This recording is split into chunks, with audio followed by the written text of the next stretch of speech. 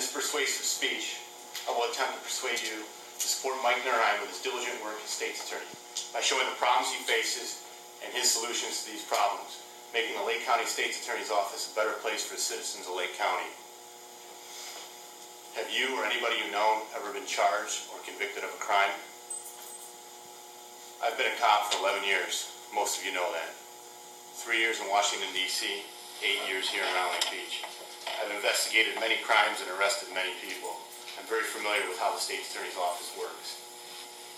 According to my class survey, 76% of you stated that you did not vote in the last election.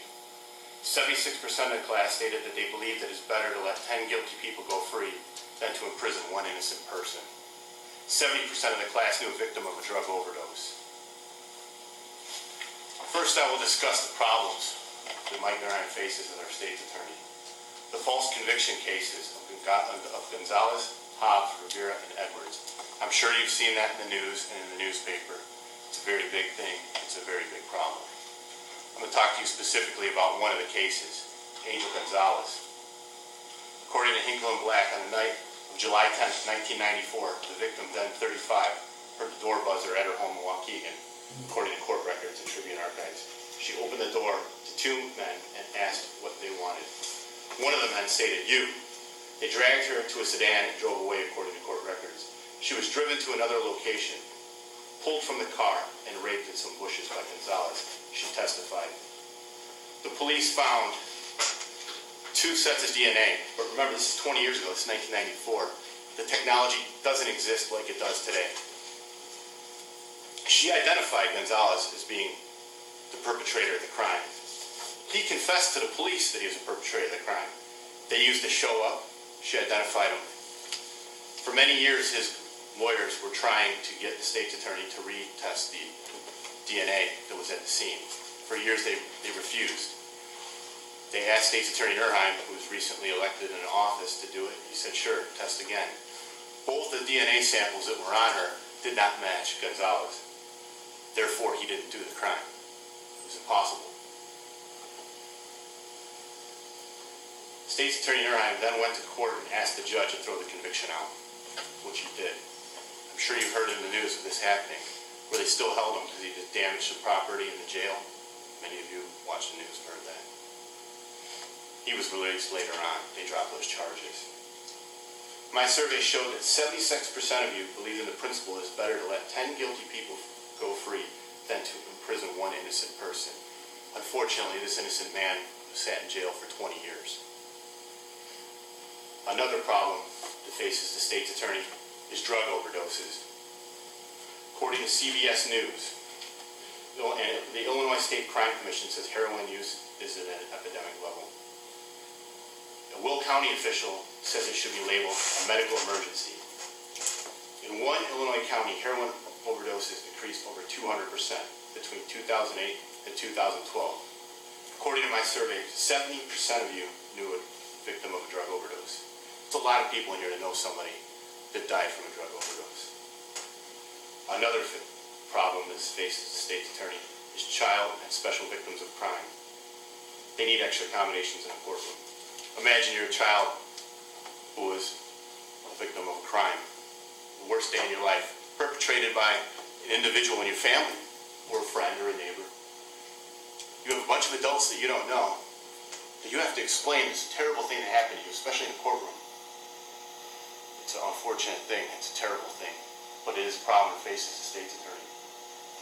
Now that we have spoken of the problems facing the state's attorney, let's speak of his solutions to these problems. In regards to false convictions, he created a case review panel to combat cognitive bias. Cognitive bias is where people that know each other work together always look at each other in a positive light. If you're asked to look at your friend's work, most likely you're always going to view it in the most positive light you can. You're not going to think that the guy made a mistake. If something doesn't fit into that puzzle of the case, new evidence that's there, we'll just overlook it because it doesn't fit. You need an outside independent agency to look at this. State's Attorney Mike Nerheim created a case review panel made up of retired judges, defense attorneys, civil rights lawyers, and a law professor, all of which are from outside of Lake County. They volunteer their time, and they're not dependent upon him for a wage. So they can give him an independent answer. As soon as somebody is paid by somebody else, that already leaves bias in there. They're going to do what he wants them to do, most likely. That's why he wanted an independent review panel. So if a conviction comes on a major case, they can review it and see if there's anything that was overlooked. Because if you have your own people watching their own backs, it's hard to do. And the people aren't trying to do the wrong thing. It's just cognitive bias. It's just in there. It happens. State's Attorney Nerheim sat down with me and gave me a 1-hour interview, specifically for this speech class so I can give this speech. And he stated to me, quote, "Our job is to seek justice. That duty does not end upon a conviction." Now, in regards to drug overdoses, State's Attorney Mike Nerheim believes in the equipping and training of law enforcement officers with naloxone. Naloxone is an anti-opiate. If you can get to the drug overdose victim in time, usually the police are there before the firemen, and you administer this, you can save their lives. It stops the chemical reaction in their body with the opiate, allowing them to live. Because your body basically suffocates to death. You stop breathing, your heart stops beating because it's just so relaxed from the drugs. If you've ever seen an overdose victim when the paramedics hit them with that, and they come back and they're mad sometimes because you took their high away, but you saved their life. According to State's Attorney Nerheim, 8 lives have been saved by police use of naloxone since Christmas. State's Attorney Nerheim stated, having law enforcement involved in helping people that struggle with the addiction get treatment not only helps reduce the demand side of the drug trade, but is also the right thing to do. In reference to child and special victims of crime, State's Attorney Nerheim is implementing service dogs in the courtroom. According to Cambria, therapy dogs have long been used in hospitals and nursing homes to soothe patients. Studies show decreases in human heart rate and blood pressure and the release of enzymes that reduce stress in the presence of dogs. State's Attorney Nerheim has a policy of vertical prosecution. So when that child comes forward with a crime, they deal with a specially trained investigator. State's Attorney Nerheim has one state's attorney that goes with that investigator, and the child is questioned one time to reduce stress in a friendly environment. And a service dog will be provided to give them comfort.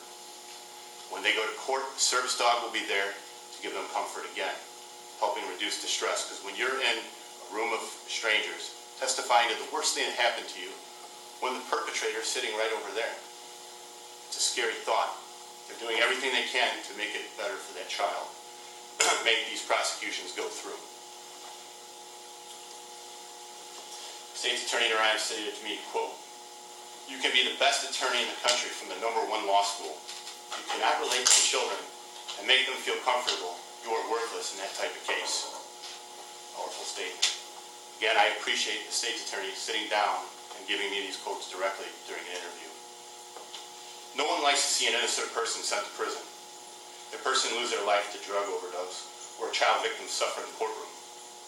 We must do what we can to avoid or mitigate these terrible situations. In this persuasive speech, I attempted to persuade you to support Mike Nerheim with his diligent work as our state's attorney, by showing the problems he faces and his solutions to these problems, making the state's attorney's office a better place for the citizens of Lake County. The election of 2016 is fast approaching. Please get registered to vote and vote for Mike Nerheim for the state's attorney of Lake County. Thank you.